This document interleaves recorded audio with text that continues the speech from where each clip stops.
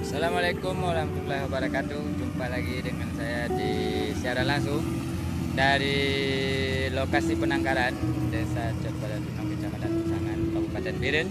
Hari ini dipanen varietas mustajab.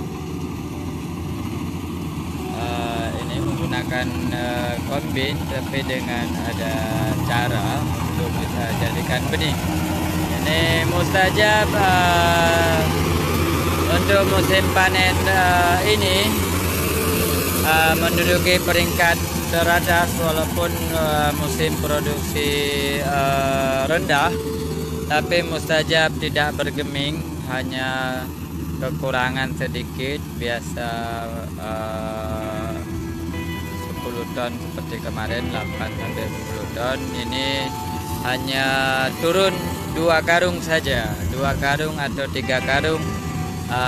Itu hasil real mustajab hari ini.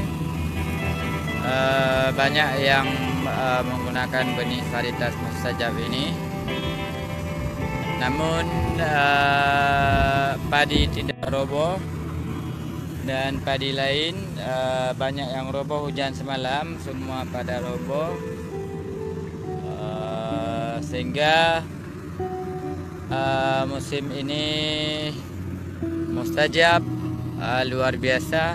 Itu yang masih berdiri di sana di sebelah kombin.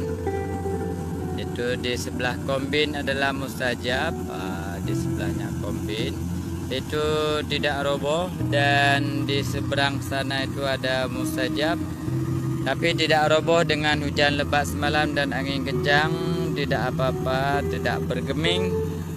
Ini mustajab hari ini dipanen. Hasil penelitian seorang penyuluh dan meneliti menguji beberapa padi, beberapa varietas yang hasil introduksi Batan atau varietas badan litbang Batan, itu menunjukkan